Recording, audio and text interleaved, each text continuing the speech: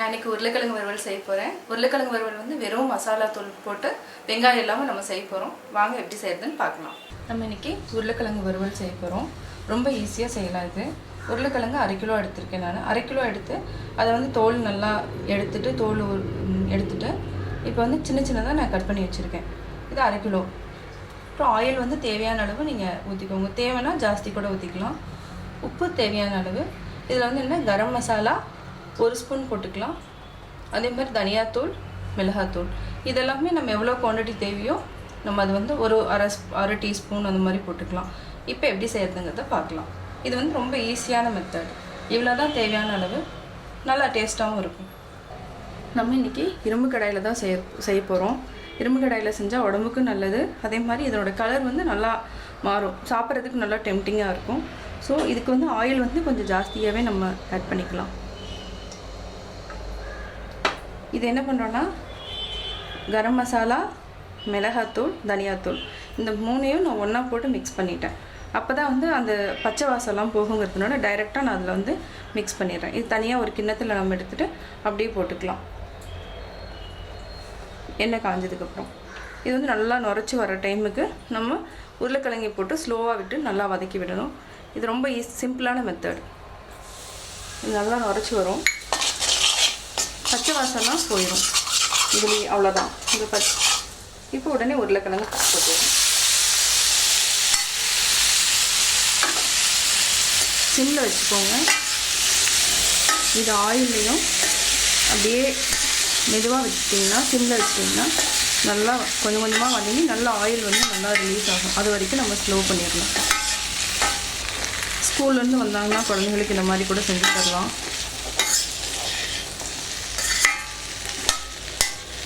இது ரொம்ப கஷ்டம் கிடையாது. தனியாத்தூள், மிளகாத்தூள், கரம் மசாலா 3 இருந்தாவே போதும். இதை வந்து நல்லா ஸ்லோவாக விட்டுட்டு வதக்கிட்டு கொஞ்சம் லேட்டாக வந்து நம்ம சால்ட் போட்டால் போதும். நல்லா அரை இதில் வெந்ததுக்கப்புறம் போட்டுட்டு ஓரளவுக்கு வெந்ததுக்கப்புறம் போட்டால் போதும். அது வரைக்கும் சிம்லேயே இருக்கட்டும். அப்போ தான் அந்த உள்ளே இருக்கிறதெல்லாம் வேகும். நல்லா வதங்கிட்டுருக்கு. இது அப்படியே ஸ்லோவாக வச்சுட்டு நம்ம வந்து ஒரு 15 மினிட்ஸ் எடுத்துக்கோம். சிம்மில் தான் இருக்கணும். இது வந்து இதாகக்கூடாது. ஹை ஃப்ளேம்லலாம் வைக்கவே கூடாது. இதே மாதிரி ஒரு 5 மினிட்ஸ் to 10 மினிட்ஸ் அப்படியே ஸ்லோவாக இடையில நீங்கள் வந்து நல்லா எடுத்து விட்டுக்கணும். அப்போ தான் வந்து நல்லா வேகும். மூடி வைக்கணும்னு அவசியம் இல்லை.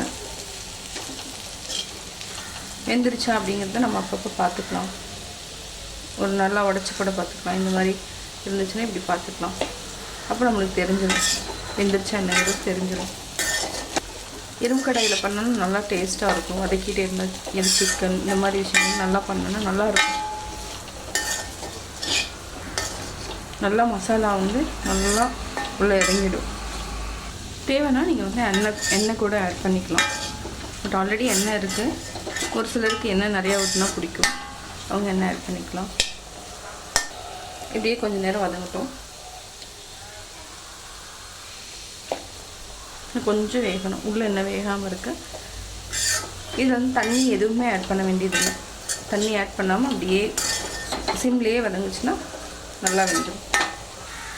இப்போ நல்லா குக் ஆகிடுச்சு. பார்த்திங்கன்னா நல்லா எண்ணெய் எல்லாமே நல்லா இழுத்துருக்கும். நல்லா கிளறிட்டிங்கன்னா இன்னுமே நல்லாயிருக்கும்.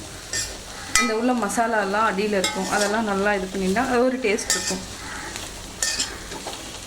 முடிஞ்ச வரைக்கும் உருளைக்கிழங்கு இதெல்லாம் வறுக்கிறதுனா நீங்கள் இரும்பு கடாய் யூஸ் பண்ணிக்கோங்க. நல்லாயிருக்கும்.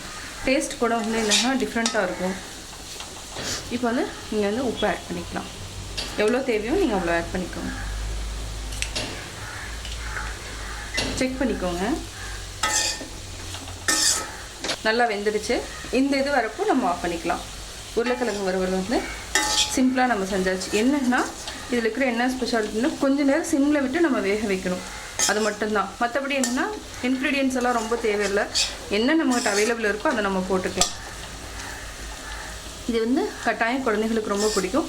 இப்போ வேறு பாத்திரத்தில் நம்ம மாற்றிடலாம். கேஸ் வந்து ஆஃப் பண்ணிடலாம். சுவையான உருளைக்கிழங்கு வறுவல் ரெடி. நான் உருளைக்கிழங்கு வறுவல் எப்படி பண்ணலான்னு பார்த்துருப்பீங்க.